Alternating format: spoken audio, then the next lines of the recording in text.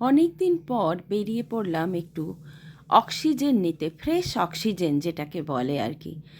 যতই সংসারের মধ্যে থাকি তবু নিজের মতো করে একটু কোথাও যাওয়া, একা যাওয়া, গিয়ে সেখানে শুধুমাত্র বন্ধুদের সাথে থাকা, পাশে আর কেউ নেই, আমরা বন্ধুরা নিজেদের মতো কিছুটা সময় কাটানো, এর একটা আনন্দই আলাদা। দেখো, আমি চলে এসেছি স্টেশন। সেখানে গিয়ে আমার সব বন্ধুরা অলরেডি চলে এসেছে।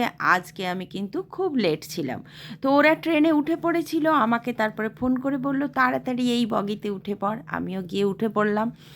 দিয়ে শুরু হলো আমাদের একত্রিত যাত্রা। তবে এই যাত্রায় সবার প্রথম বলবো, আমরা মন থেকে খুব খুব আনন্দ করেছি।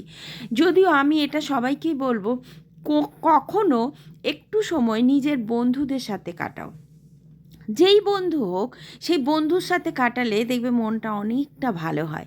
তো বন্ধুর সাথে কাটালে নিজের মতো করে কিছুটা বাঁচতে পারো।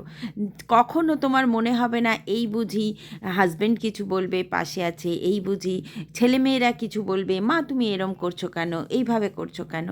যাই হোক, দিয়ে আমরা এইভাবে গেলাম, গিয়ে ট্রেন থেকে নেমে স্টেশন দিয়ে এগোচ্ছি। তার মাঝে আমাদের শুরু হলো স্টেশনে কিছু বদমাশি, কিছু দুষ্টামি, কিছু কলেজ লাইফের দুষ্টামি। কারণ আমার এই বন্ধুর দলের মধ্যে আমার কলেজ লাইফেরও একটা বন্ধু আছে, ঠিক আছে। তো সবাই আমরা সেই কলেজ লাইফটা ফিরে পেয়ে বেশ মজা হলো।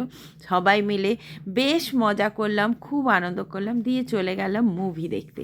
মুভি দেখতে গিয়ে সেখানে দেখতেই পাচ্ছ বন্ধুদের যেরম হয় একে অপরের সাথে দুষ্টামো, সেই কলেজের মতো করে বিভিন্ন পোজে ছবি তোলা। তারপরে মুভি দেখলাম। মুভি দেখে খুবই ভালো লাগলো। মুভিটা তো আমরা মানে মন্ত্রমুগ্ধ হয়ে গেলাম মুভি দেখে। দিয়ে এবারে ফিরছি, ফেরার পথে বাড়ি আসতে হবে। আবারও অপেক্ষায় থাকলাম কবে আবার এইভাবে ফ্রেশ অক্সিজেন নিতে যাব।